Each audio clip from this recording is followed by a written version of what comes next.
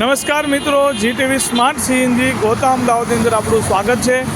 ગાડી આજે આપણી પાસે આવી છે અર્ટિગા હાઇબ્રિડ, અને હાઇબ્રિડની અંદર સીએનજી કિટનું આપણે ઓલરેડી ઇન્સ્ટોલ કરી દીધેલું છે। ગાડીની અંદર સીએનજી કિટ આપણે લગાડી દીધેલું છે।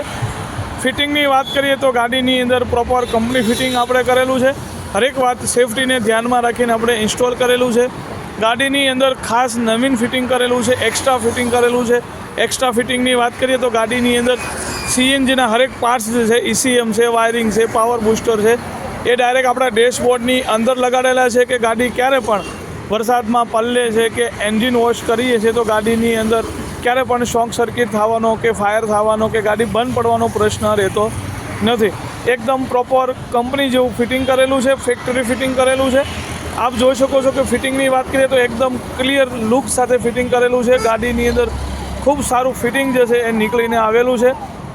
આગળના ભાગમાં આપ જોઈ શકો છો કે કોઈ બી જગ્યાએ સીએનજીનું તમને કોઈ એક્સ્ટ્રા વાયર જોવા મળતું નથી।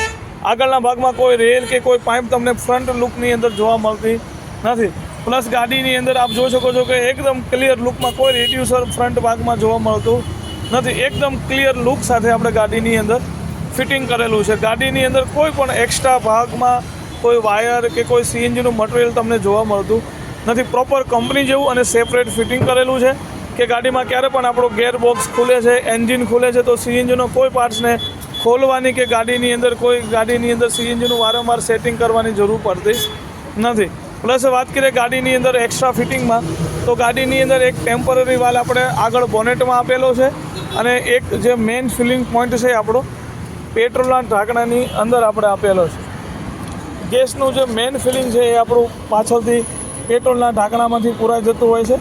મેઇન ફિલિંગ પાછળથી પૂરાતું હોય છે, એટલે ગાડી ક્યારે પણ તમારી જે છે એ 200 કિલોમીટર 400 કિલોમીટર ચાલેલું છે, એન્જિન ગરમ છે તો આગળથી ગેસ પૂરામાં જે જોખમ રહે છે એ પાછળથી ક્યારે ગેસ ફિલિંગ કરવામાં રહેતું નથી। પ્રોપર સેફટીનું ધ્યાન રાખવામાં આવતું હોય છે। પ્લસ આગળનો વાલ આપણે એમરજન્સી યુઝ માટે આપીએ છીએ કે સપોઝ ક્યારેક તમે રોંગ સાઈડ જતા રહ્યા તો આગળથી પણ ગેસ ફિલિંગ થઈ જાય છે। પ્લસ ડિક્કી બૂટની વાત કરીએ તો ડિક્કી બૂટની અંદર ખૂબ સારું એવું સ્પેસ જે છે આપણને મળી આવે છે। ટાંકી એકદમ આપણી પ્રોપર અંડરગ્રાઉન્ડ ફિટિંગ થઈ ગઈ છે, અને ફિટિંગની વાત કરીએ તો પ્રોપર કવરિંગ સાથે આપણે ગાડીની અંદર ફિટિંગ કરેલું છે।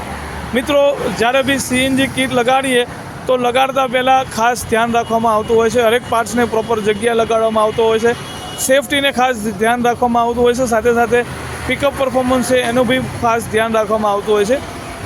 ગાડીની અંદર આપણે COBD2 વર્ઝન નાખીએ છીએ, એટલે માટે ગાડીની અંદર પિકઅપ છે એ ખૂબ સારું આપણે નીકળીને આવે છે, અને એડવાન્સર લગાડીએ છીએ જેથી પિકઅપ પરફોર્મન્સ આપણને ખૂબ સારું એવું મળે છે।